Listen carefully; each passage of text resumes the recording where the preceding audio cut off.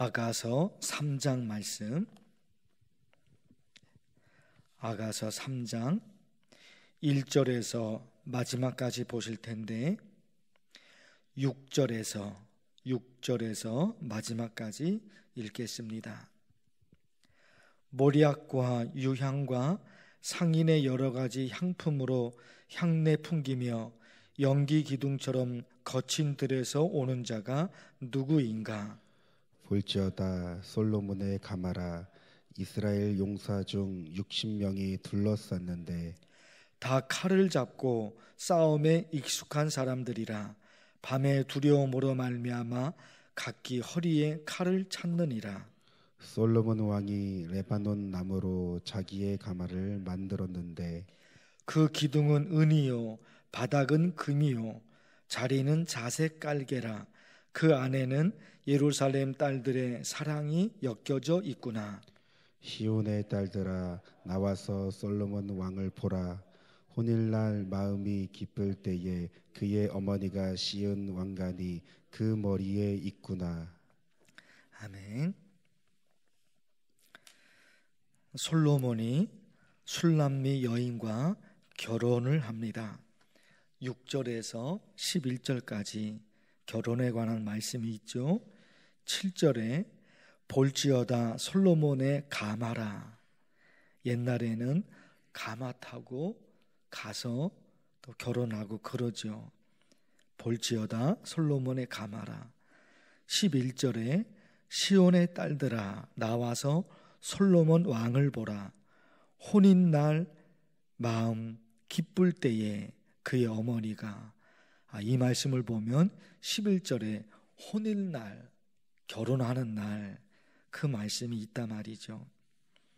솔로몬 왕이 결혼식을 치르기 위해서 신부를 데리러 가는데 60명의 용맹스러운 군사들이 좌우로 따라가고 있습니다. 거기다가 신부를 태우고 갈 가마가 얼마나 휘황찬란한지 금으로 만들어져 있어요. 전도서 말씀에 보면 부부가 어떻게 살아야 하는지 참 중요한 말씀이 있습니다. 하나님이 해 아래에서 내게 주신 모든 헛된 날에 내가 사랑하는 아내와 함께 즐겁게 살지어다. 즐겁게 살지어다. 즐겁게 사는 게 뭘까? 남편이 항상 어떻게 하면 아내를 도울 수 있을까? 그거 생각하고 또 아내가 항상 어떻게 하면 남편을 도울 수 있을까? 남편과 아내가, 부부가 이런 관계가 되면 즐겁게 행복하죠. 그런데 남편이나 아내가 한계가 좀 있어요. 자녀를 키우고 돌보고 그것도 모든 게 다 한계 상황에 놓일 때가 있지요. 남편도 아내 행복을 위해서 노력할 거고 아내도 남편의 행복을 위해서 노력을 할 겁니다. 부모가 자녀의 행복을 위해서, 부모만 그런 게 아니죠. 자녀도 엄마 아빠의 행복을 위해서 자녀도 그런 마음이 있지요. 남편도 아내를 향해, 아내도 남편을 향해, 또 부모님이 자녀를 향해, 또 자녀가 부모님을 향해 그 마음을 다 가지고 있지요. 가족이니까. 그러나 남편도 아내도 부모님도 그리고 자녀도 한계 상황에 놓일 때가 있단 말입니다. 모든 게 잘 되고 모든 게 잘 풀리면 다 괜찮죠. 그러나 저와 여러분이 이 삶을 살아가고 있지만 항상 모든 게 열려 있는 것은 아니잖아요. 한계 상황이 있단 말입니다. 모세 어머니 요게벳이 그랬죠. 모세 어머니 요게벳, 아이가 태어났어요. 그러나 3개월 동안 3개월 동안 그거밖에 못했어요. 엄마인데 아이를 끝까지 키워야 되잖아요. 그런데 단 3개월밖에 엄마가 할 수 있는 게 3개월 동안 키우는 거, 그거밖에 없었단 말입니다. 더 이상은 키울 수가 없었어요. 왜? 애굽 왕이 이스라엘 백성들 중에 남자아이가 태어나면 죽여라. 그게 현실이었단 말입니다. 모세가 태어난 현실. 이스라엘 백성, 여자로 태어나면 괜찮지만 남자아이가 태어나면 다 죽여라. 그게 그 당시 현실이잖아요. 가까스로 3개월 동안은 이 엄마 요게벳이 모세를 잘 키웠죠. 더 이상은 키울 수가 없게 됐단 말입니다. 그래서 강물에 띄우잖아요. 이런 한계 상황이 있어요. 개인도, 가정도, 또 교회도, 혹은 국가도 다 모든 게 한계 상황에 놓일 때가 있단 말입니다. 어떻게 하면 좋을까? 내가 모든 걸 다 할 수 있으면 다 하겠어요. 내가 할 수 있는 거라면 다 하겠어요. 그럼 내가 할 수 있는 한계 상황을 벗어나 버리면 그건 누가 하냐 말이에요. 누가?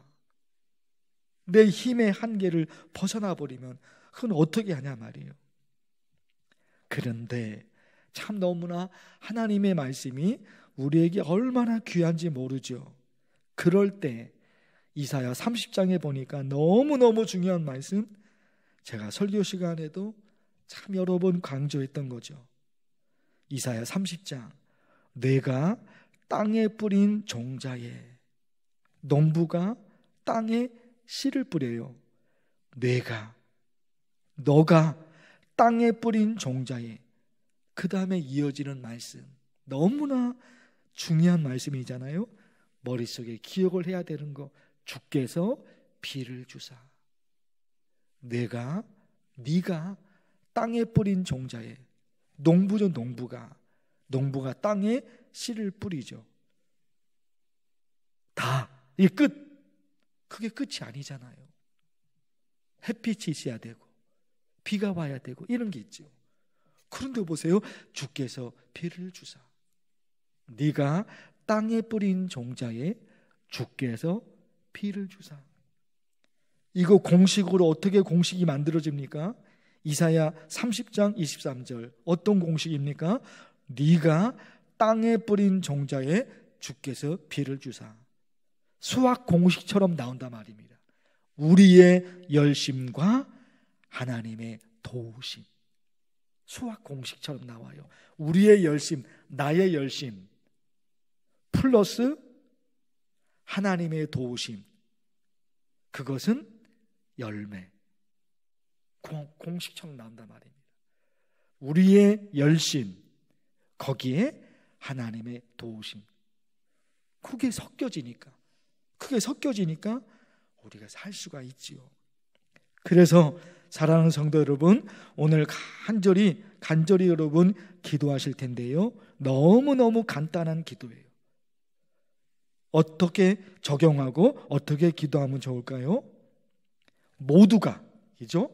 부모님이나 아니면 자녀가, 남편이나 아내나 다 잘해주고 싶잖아요. 가족이니까 모든 걸 다 주고 싶잖아요.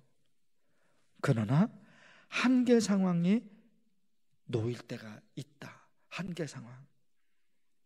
그래, 너무 피곤하죠. 너무 힘들죠. 너무 괴롭죠. 다 해주고 싶은데, 가족이니까 다 해주고 싶은데 해줄 수가 없어요. 괴로운 거죠. 주저앉을 수밖에 없잖아요. 이런 말씀들은 얼마나 귀합니까? 네가 땅에 뿌린 종자에 주께서 비를 주사. 공식처럼 외워지는 거예요. 아, 그렇지.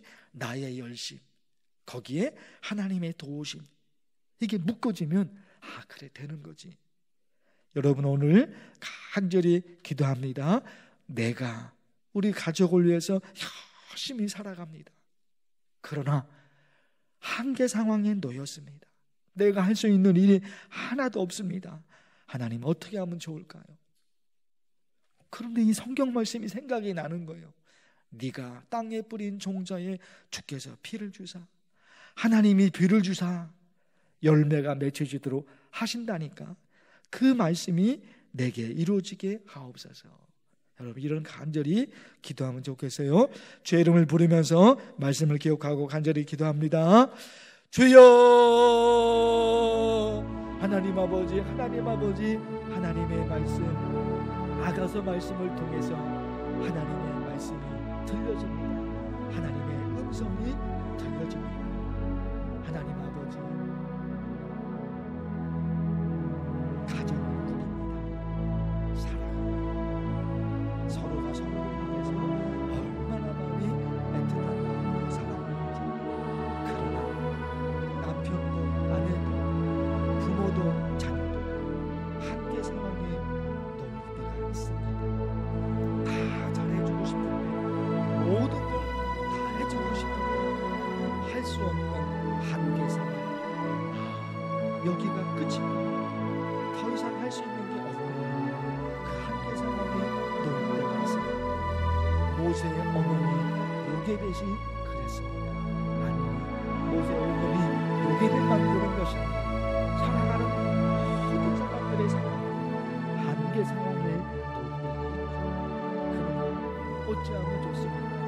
주저앉을 수밖에. 이제 다 끝났구나, 이게 끝이구나. 하나님, 그렇게 주저앉을 수밖에 없습니다. 그러나 하나님의 말씀으로 들려주시고 주께서 말씀하시죠. 하나님의 말씀, 성경 말씀에 이 말씀이 기록되어